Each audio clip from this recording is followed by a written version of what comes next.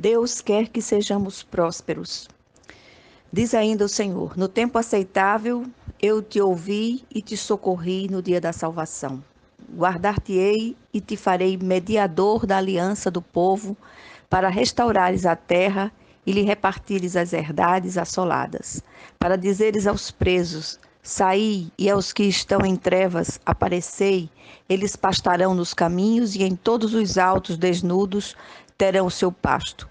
Não terão fome nem sede, a calma nem o sol os afligirá, porque o que deles se compadece os guiará e os conduzirá aos mananciais das águas.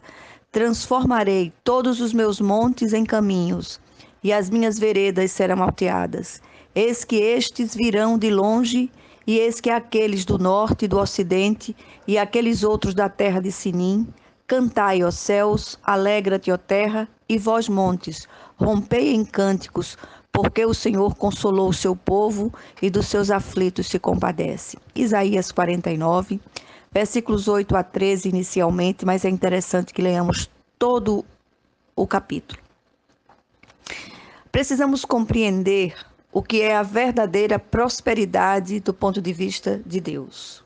O texto lido fala sobre a restauração prometida por Deus aos seus amados. As bênçãos do Senhor descem sobre os seus amados enquanto dormem. O Senhor diz em sua palavra que os que estão em Cristo experimentam uma nova vida. O assunto que mais ouvimos pela boca dos pregadores, sobretudo na igreja eletrônica, ao pregarem a palavra de Deus, é sem dúvida prosperidade. Mas o que seria a verdadeira prosperidade tão propagada pelos meios cristãos dos nossos dias? Será que seria apenas conquistar bens materiais, tesouros que a traça corrói e a ferrugem destrói? A Bíblia nos manda juntar tesouros no céu. E o Senhor nos promete os tesouros escondidos e as riquezas encobertas. Certamente Ele não está falando do pão que perece, mas de bens eternos. Ele nos assegura que veio ao mundo para nos dar vida e vida em abundância. Esta é a verdadeira prosperidade do ponto de vista de Deus. O texto que lemos fala de restauração, que é devolver algo ao formato do projeto original.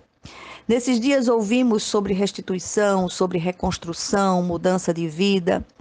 E restituição, que é um dos aspectos dessa restauração, nós precisamos atentar.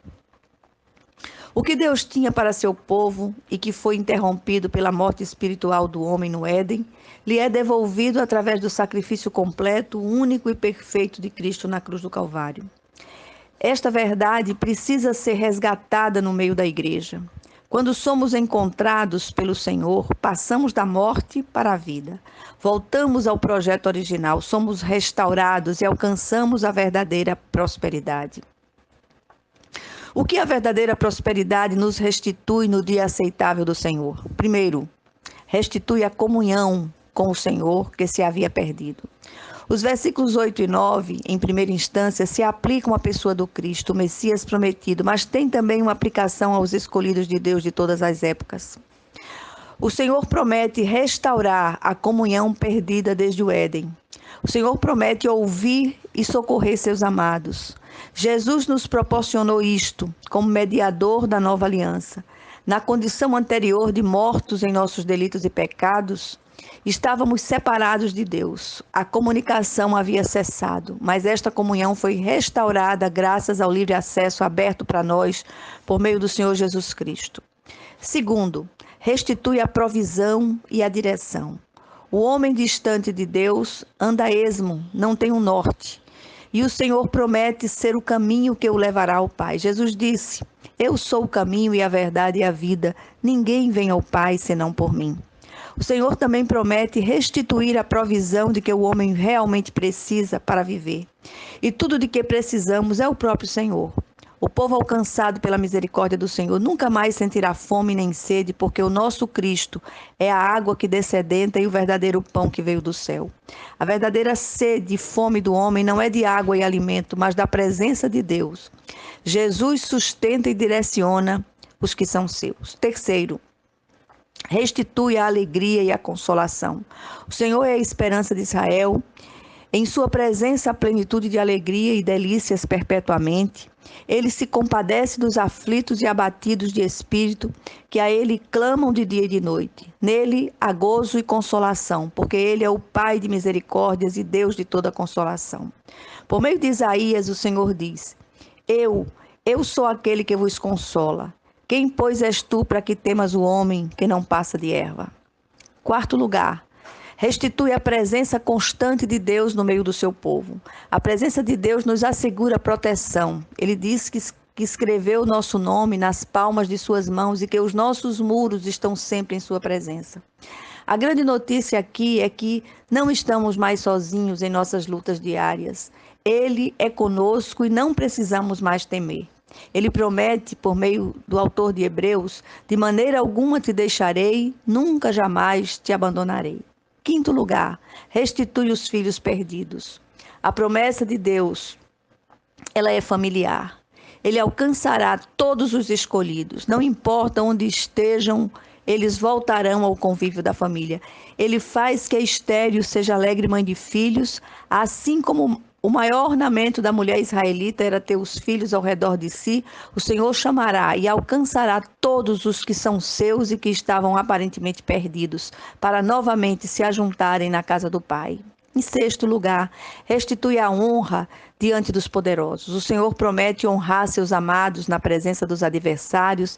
Ele fará o nosso cálice transbordar. Ele mesmo pelejará por nós e nos restabelecerá em honra e nunca mais seremos envergonhados, porque esperamos no Senhor. Em sétimo lugar, restitui o livramento das ações inimigas. Ai daqueles que se levantam para contender e oprimir o povo amado de Deus.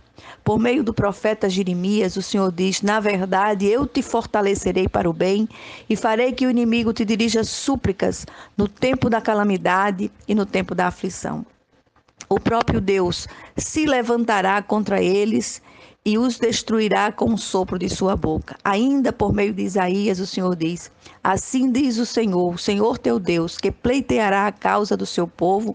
Eis que eu tomo da tua mão o cálice de atordoamento, o cálice da minha ira, jamais dele beberás. Poluei nas mãos dos que te atormentaram, que disseram à tua alma: baixa-te, para que passemos sobre ti. E tu puseste as costas como chão para os transeuntes. O que aprendemos aqui? Para que o povo de Deus alcance a verdadeira prosperidade, o Senhor promete restituir a comunhão com Ele, a provisão e direção, a alegria e a consolação. Os filhos serão devolvidos, os filhos que se haviam perdido serão achados, a honra diante dos adversários e o livramento das ações inimigas. O povo de Deus experimenta a paz que excede todo o entendimento. A tudo isto chamamos de prosperidade, verdadeira prosperidade do ponto de vista bíblico, não a prosperidade rasa que tem sido pregada em nossos dias. Atentemos para isto. Em nome de Jesus. Amém.